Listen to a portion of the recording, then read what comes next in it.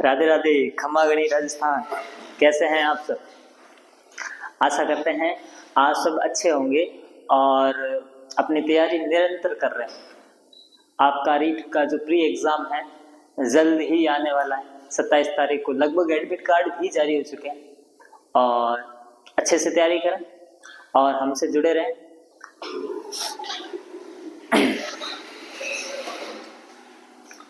आज अपन बात करने वाले हैं पूरी मैदानी प्रदेश के वर्गीकरण की।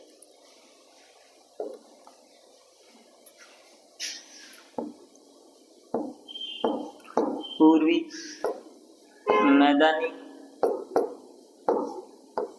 प्रदेश का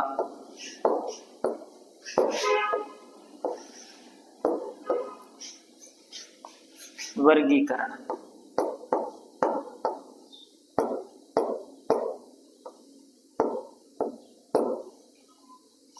जब अपन पूरी मैदानी प्रदेश के वर्गीकरण की बात करते हैं तो अपन क्या करते हैं, इसको अध्ययन की दृष्टि से 3 छोटे छोटे बेसिन में बांट देते हैं। जैसे आप एक देखेंगे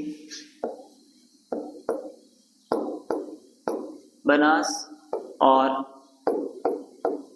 बाणगंगा बेसिन, बनास और बाणगंगा बेसिन। एक इसे अपन बांट देंगे माही बेसिन,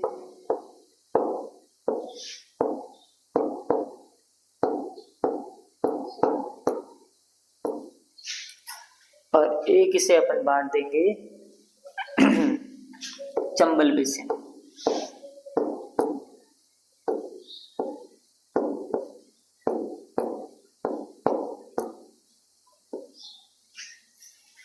किसमें बांट देंगे इसको 3 छोटे छोटे भागों में बांट देते हैं। पहले का नाम अपने क्या रखा है, बनास और बाणगंगा बेसिन। दूसरे का नाम है माही बेसिन और तीसरे का नाम है चंबल बेसिन। इनमें से अपने को क्या पूछा जा सकता है? पहली बात तो इनमें से अपने को ये पूछा जा सकता है कि ये जो भाग है, जैसे अपने लिखा है कि बनास और बाणगंगा बेसिन, माही बेसिन और चंबल बेसिन किसका हिस्सा है, तो अपन कह देंगे पूरी मैदानी प्रदेश का। अब इसके भी छोटे छोटे जो भाग हैं, जैसे अपन देखेंगे बनास और बाणगंगा बेसिन, इसको 4 छोटे छोटे भागों में बांट दिया जाएगा। जैसे इसको 4 छोटे भागों में बांटेंगे तो अपने सामने देखने को मिलेगा, है ना। तो सबसे पहले अपन बात कर लेते हैं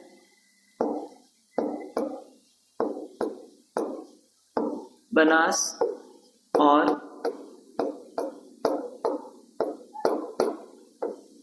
बाणगंगा बेसिन की। जैसे ही अपन बनास और बाणगंगा बेसिन लिखते हैं तो पहली बात तो अपने को ये पता होनी चाहिए कि इस बेसिन से कौन कौन से मैदानों का निर्माण होता है। तो अपन एक तो इधर लिख देंगे रोही का मैदान। किसका मैदान लिख देंगे? रोही का मैदान।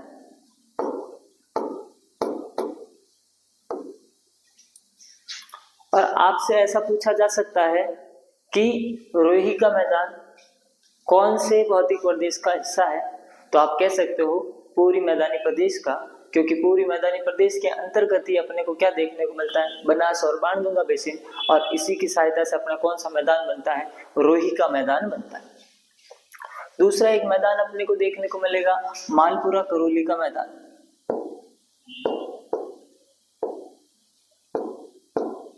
मालपुरा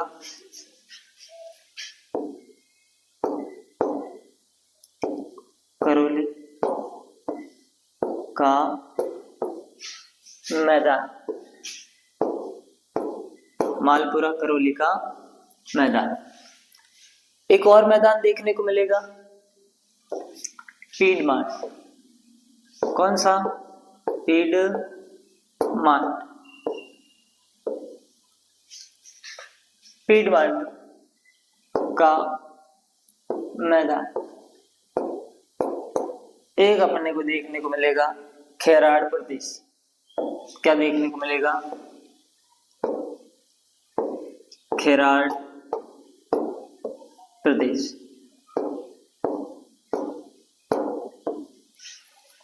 अपन किसकी बात कर रहे हैं? अपन बात कर रहे हैं पूरी मैदानी प्रदेश के वर्गीकरण, है ना। इस पूरी मैदानी प्रदेश के वर्गीकरण में मैंने कहा इसको अपन कितने छोटे भागों में बांट रहे हैं? 3 भागों में बांटे। एक तो बनास और बाणगंगा बेसिन, फिर दूसरा मैंने इसको बांटा माही बेसिन, और तीसरा इसको बांट रहे हैं चंबल बेसिन। मैंने कहा कि बनास और बाणगंगा बेसिन को 4 छोटे छोटे भागों में बांट दिया जाता है। रोही का मैदान, मालपुरा करौली का मैदान, तीसरा आ जाएगा पीडमांड का मैदान, और चौथा आ जाएगा खेराड़ प्रदेश। फिर उसके बाद में अपन आगे बात करते हैं कि भैया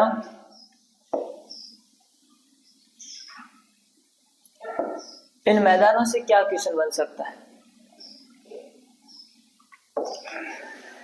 तो अगर इन मैदानों के क्वेश्चन की बात की जाए तो एक तो इनमें अपने को पूछा जा सकता है कि जो मैदान है कौन सी नदी के किनारे स्थित है, और एक इनकी क्या पूछी जा सकती है? स्थिति। तो इनकी स्थिति और कौन सी नदी के किनारे पर बने हुए हैं, इन दोनों पॉइंटों को लेकर क्वेश्चन पूछा जा सकता है। आमतौर पर आप देखेंगे कि बनास और बाणगंगा जो बेसिन है इसकी ऊंचाई भी अपने को देखने को मिलती है। तो इसकी ऊंचाई अपन कह सकते हैं 150 से 300 मीटर के आसपास है ना। अब आगे देखना भाई, पहले मैं इस रोही के मैदान, जो ये रोही का मैदान है, कौन रोही का मैदान, मालपुरा करौली का मैदान, पीडमांड और खेराड़, ये कौन कौन सी नदियों के किनारे हैं, इनको बताने का प्रयास करता हूं। आप अभी ध्यान से देखना, मैं एक ही नदी बना रहा हूं और इस नदी का नाम है यमुना।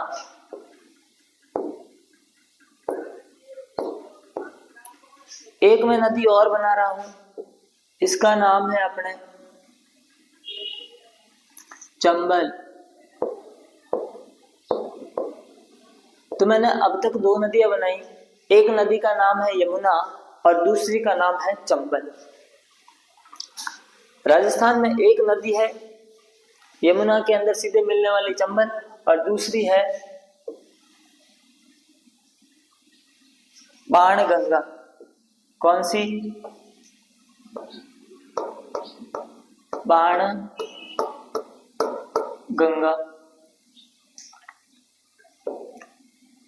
और एक आप याद रखना, इस चंबल के अंदर मिलती है बनास। ये क्या क्या लिखा मिल रहा है अपने को, जरा देखना। अपन किस बेसिन के बारे में बात कर रहे हैं? अपन बात कर रहे हैं बनास और बाणगंगा बेसिन की। कौन से बेसिन की? बनास और बाणगंगा बेसिन। यानी ये अपना बनास और ये अपना बनास और ये अपना बाणगंगा। इनके मध्य जो मैदान निर्माण होंगे वही तो अपने कहलाएंगे बनास और बाणगंगा बेसिन के मैदान, जिसमें से अपन देखेंगे इस बाणगंगा और बनास के मध्य इन चारों मैदान यहाँ पर अपने को लोकेट होते हुए दिखाई देंगे। इसमें से जो पहला है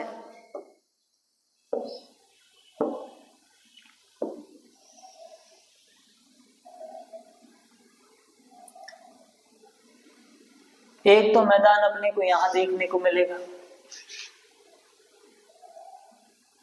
ये कौन सी नदी है? यमुना। और दूसरी नदी कौन सी है? बाणगंगा।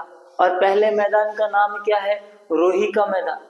तो अगर आपसे पूछ ले कभी कि रोही का मैदान कौन सी 2 नदियों के मध्य बना है, तो अपन क्या कह देंगे कि सर यमुना और बाणगंगा के मध्य जो मैदान बना हुआ है उस मैदान का नाम क्या है? रोही का मैदान। दूसरा सर एक और मैदान बना हुआ है जिसका नाम है मालपुरा करौली का मैदान। कौन सा मैदान है? मालपुरा करौली का मैदान। इस एरो को थोड़ा ऊपर कर देता हूं। इसको थोड़ा और नीचे कर देता हूँ। चलो देखना, दूसरा आपको एक मैदान यहाँ पर और दिख रहा है। इस मैदान का नाम है मालपुरा करौली का मैदान। ये मालपुरा करौली का मैदान किन दो नदियों के मध्य है? तो बाणगंगा और बनास के मध्य कौन सा मैदान देखने को मिलता है? मालपुरा करौली का मैदान देखने को मिलता है। तीसरा मैदान अपने को याद रखना है, एक इस नदी के किनारे देखने को मिलेगा जिसका नाम है बनास। तो बनास के किनारे तीसरा मैदान कौन सा देखने को मिलता है? अपना पीडवाड का मैदान। और चौथा जो है अपना खैराड़। एक खैराड़ भी कौन सी नदी के किनारे अपने को देखने को मिलता है? खैराड़ भी अपने को जो है कौन सी? बनास नदी के किनारे देखने को मिलता है। बनास नदी के किनारे देखने को मिलता है। शायद ये जो अब आपको चित्र अच्छे से दिख रहा होगा। पहली नदी कौन सी है अपनी? ये वाली यमुना। दूसरी वाली नदी है चंबल। बाणगंगा यमुना के अंदर मिलती है, बनास जो है किसके अंदर? चंबल के अंदर मिलती है। मैंने कहा यमुना और बाणगंगा के मध्य एक मैदान बना हुआ है जिसका नाम है रोही का मैदान। दूसरा मालपुरा करौली का मैदान जो कि किस नदियों के मध्य है? बाणगंगा और बनास के मध्य है। तीसरी बात पीडमांड का मैदान किस नदी के किनारे है? तो अपने बनास के किनारे। और चौथा खैराड़, और ये खैराड़ किसके किनारे है? ये भी बनास के किनारे। तो इस बनास और बाणगंगा बेसिन से जो पहला क्वेश्चन बनता है कि चारों मैदान कौन सी नदियों के किनारे हैं, तो मैंने बताने का प्रयास किया है।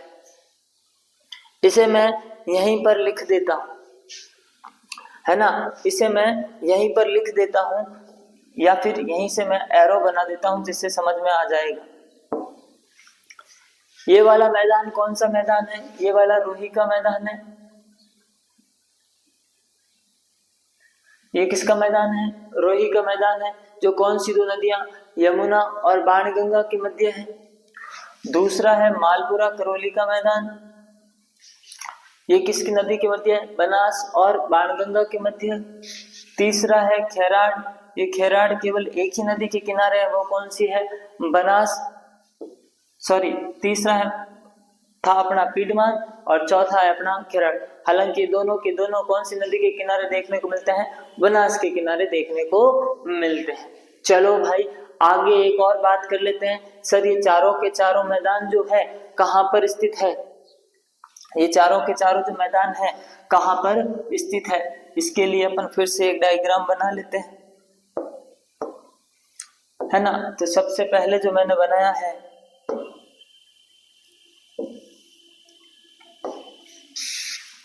ये सबसे पहले मैंने कौन सी नदी बनाई थी? यमुना। कौन सी बनाई भाई? यमुना। यमुना के बाद में मैंने दूसरी नदी सर कौन सी बनाई? दूसरी नदी सर आपने बनाई है चंबल। कौन सी बनाई? चंबल। दूसरी नदी कौन सी बनाई सर आपने? चंबल। सर जो तीसरी नदी बना रहे हो इस नदी का नाम क्या है? इसका नाम है बाणगंगा। क्या नाम है? बाणगंगा। सर चौथी नदी का नाम क्या है? चौथी नदी का नाम है सर बनास। क्या नाम है? बनास। इन्हीं के मध्य तो अपने को क्या देखने को मिलेगा? बनास और बाणगंगा बेसिन देखने को मिलेगा, जिसमें 4 मैदानों का निर्माण होता है। और पहले मैदान का नाम मैंने बताया था रोही का मैदान।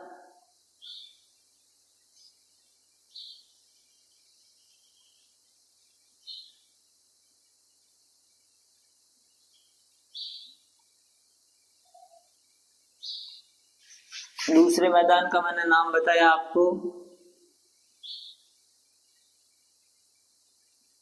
मालपुरा करौली का मैदान।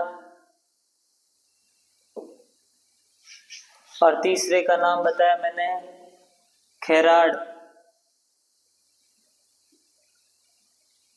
और चौथे का नाम बताया मैंने, तीसरे का बताया पीडवाड और चौथे का बताया मैंने खैराड़। अब अपन देख लेते हैं इनकी लोकेशन। अब जब अपन लोकेशन की बात करते हैं तो एक जरा चीज नोट करना, एक चीज जरा नोट करना, इसमें से आप कह रहे हो ये कहां पर देखने को मिलता है? मालपुरा करौली। मालपुरा करौली का मैदान कहाँ का मैदान है? मालपुरा करौली का मैदान अपने को देखने को मिलता है। तो इसका मतलब मालपुरा कहाँ पड़ता है? मालपुरा कहाँ पड़ता है? तो आप बोलोगे सर मालपुरा तो सर टोंक में पड़ता है।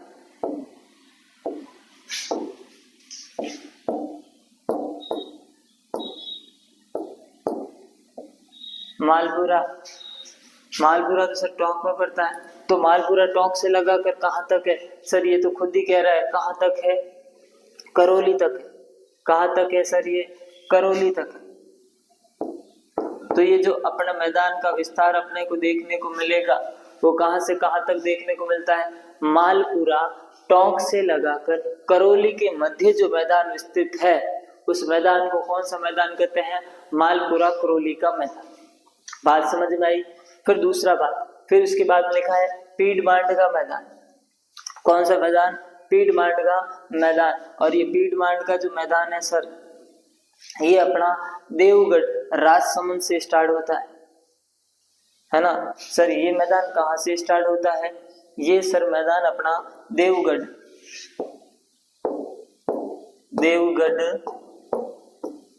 राजसमंद कहाँ से स्टार्ट होता है सर? देवगढ़ राजसमंद से स्टार्ट होकर कहाँ तक चलता है सर? ये अपना सर भीलवाड़ा तक है। कहाँ तक है? भीलवाड़ा तक। कहाँ तक है सर? ये भीलवाड़ा तक है। तो सर ये जो अपना दूसरा मैदान था है ना सर, ये जो अपना दूसरा मैदान था ये कहाँ से कहाँ तक है? ये देवगढ़ राजसमंद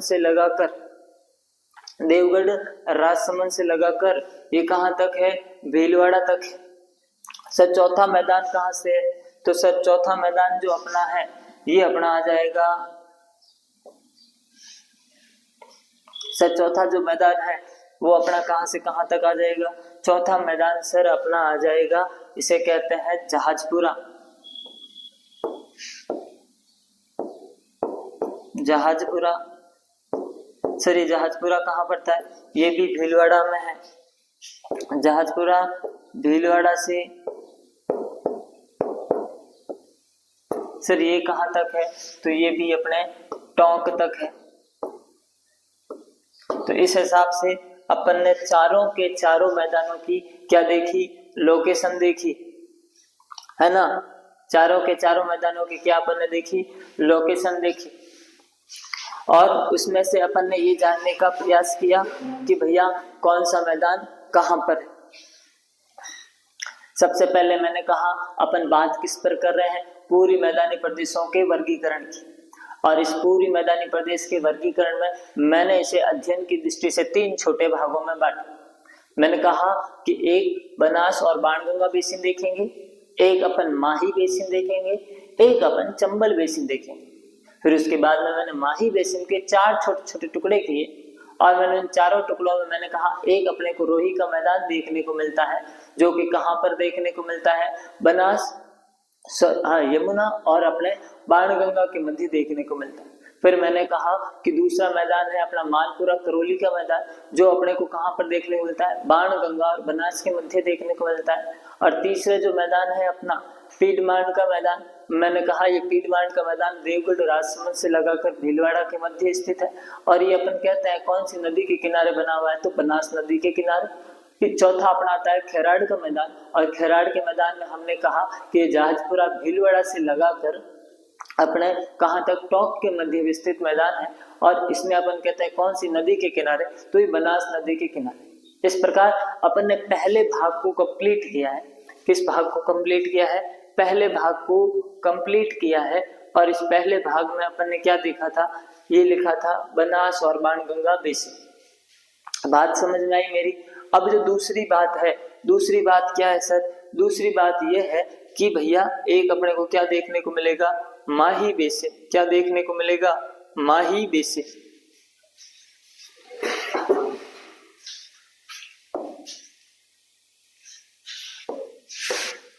अब अपने को क्या देखना है?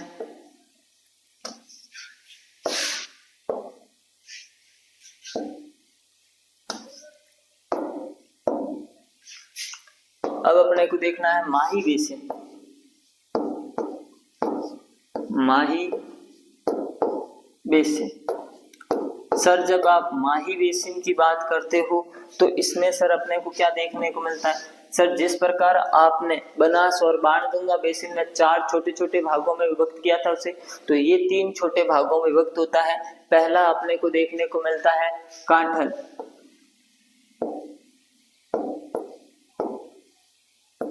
कांठल का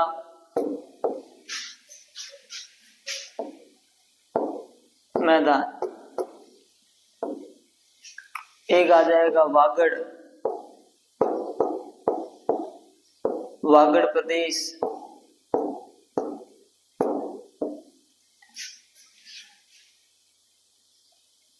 एक आ जाएगा छप्पन का मैदान। छप्पन का मैदान।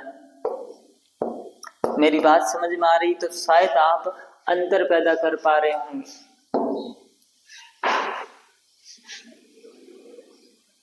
कौन कौन से मैदान की बात कर रहे हैं?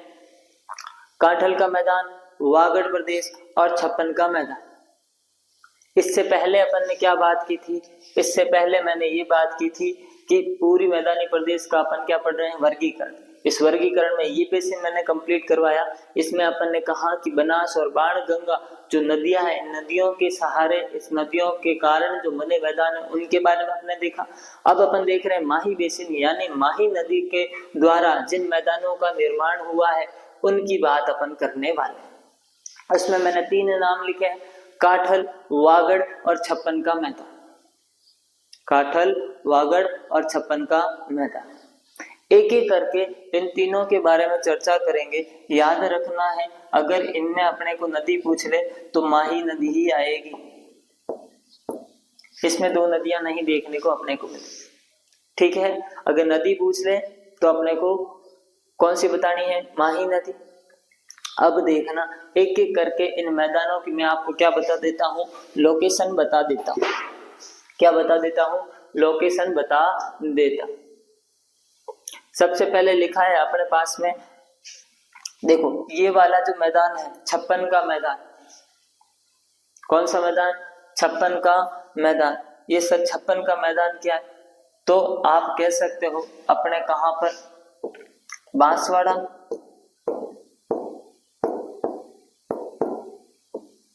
और कहां पर? प्रतापगढ़, है ना। ये जो बांसवाड़ा और प्रतापगढ़ है, इस बांसवाड़ा और प्रतापगढ़ मान लेते हैं ये अपना कोई बांसवाड़ा है और ये अपना प्रतापगढ़ है। इनके मध्य 56 नदी नालों या गांवों का जो समूह है वो किसका मैदान कहलाता है? छप्पन का मैदान कहलाता है। किसका मैदान कहलाता है? छप्पन का मैदान कहलाता है। कहां पर? बांसवाड़ा और प्रतापगढ़ के मध्य। बांसवाड़ा और प्रतापगढ़ के मध्य 56 नदी नालों या गांवों का समूह क्या कहलाता है? छप्पन का मैदान कहलाता है। क्या कहलाता है? छप्पन का मैदान कहलाता है। तो सर ये कांठल क्या है? तो माही नदी के द्वारा, है ना, माही नदी के द्वारा प्रतापगढ़, प्रतापगढ़ में एक मैदान का निर्माण होता है जिसे क्या कहते हैं? कांठल का मैदान कहते हैं। आपको सीधे सीधे पूछा जाएगा कांठल का मैदान कहाँ है? तो कहाँ पर है? प्रतापगढ़ में। किस नदी के कारण बनता है? माही नदी के कारण। तो माही नदी के जो तटवर्ती, जो किनारे की भूमि है प्रतापगढ़ में, उसे किस नाम से जाना जाता है? उसे अपन कांठल के नाम से जानते हैं। छप्पन का मैदान क्या है? तो प्रतापगढ़ और बांसवाड़ा में दोनों के मध्य अपने को 56 नदी नालों या गांवों का जो समूह देखने को मिलता है उसे अपन क्या कहते हैं? छप्पन का मैदान कहते हैं। एक अपना बचता है वागड़। तो वागड़ क्या है? अपन कहेंगे भैया डूंगरपुर और बांसवाड़ा। डूंगरपुर और बांसवाड़ा के मध्य, है ना।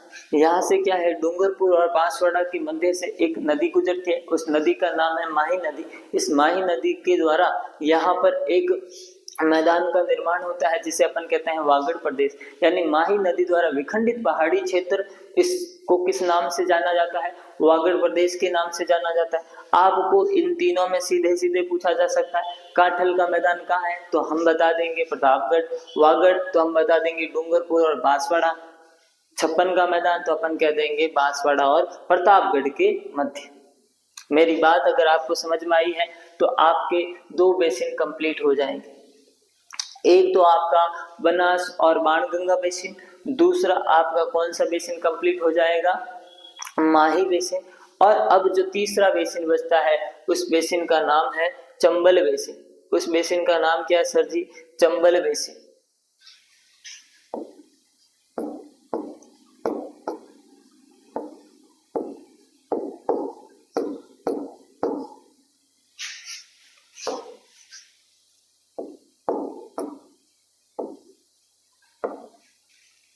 उस बेसिन का नाम है सर चंबल बेसिन।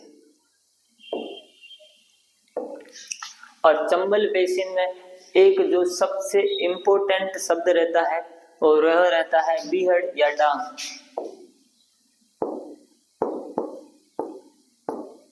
बीहड़ या डांग। सर ये बता दो तो चंबल बेसिन अपने आप में कंप्लीट हो जाएगा। अब जब अपन बात करते हैं चंबल में, है ना, चंबल बेसिन की, तो उसमें एक शब्द आता है बीहड़ या डांग। जरा ध्यान से सुनना, ये क्या है? अब चंबल नदी अपने अवनलिका अपर्दन या नाली इरोजन के लिए जानी जाती है। ये जो चंबल नदी है,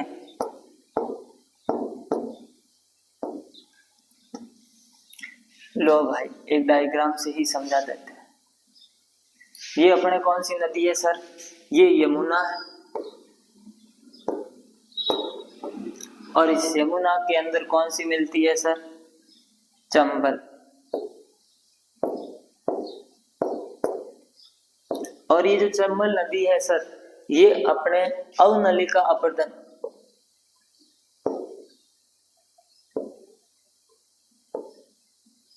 अवनलिका अपर्दन, कैसा अपर्दन?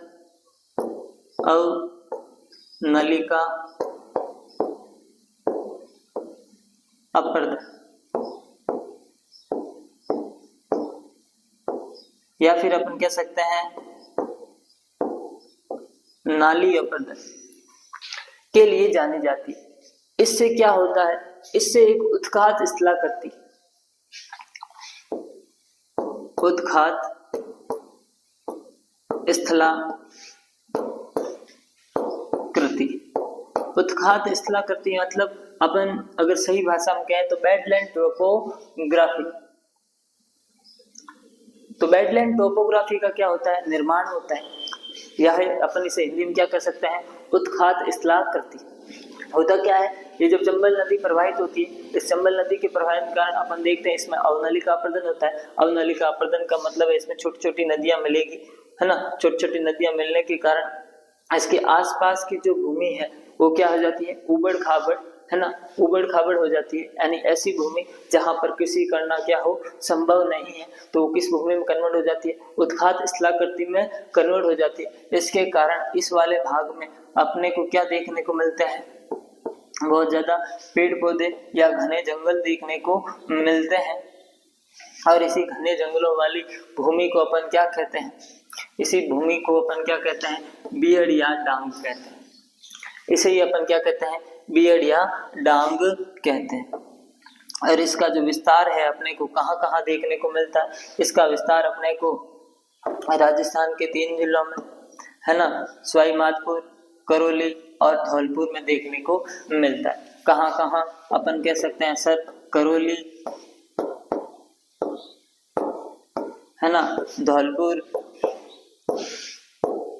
और सवाई माधोपुर।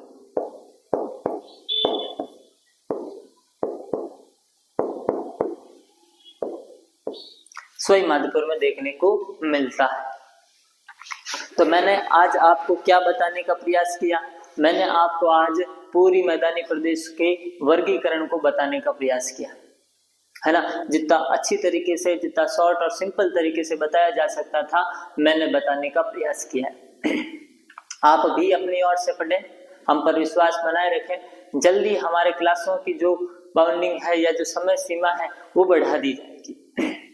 अगले दिन हम ये सोच रहे थे कि जो हमसे जुड़ना चाहते हैं वो एक बार पढ़ने के आदी हो जाए। अब जो हमसे जुड़े हुए हैं उनके लिए अच्छी बात यह है कि हम अपने क्लास की जो समय अवधि है उसे बढ़ा देंगे, जिससे आपका ये जो जियोग्राफी का सिलेबस है जल्दी कंप्लीट हो जाए। तब तक के लिए राधे राधे, धन्यवाद।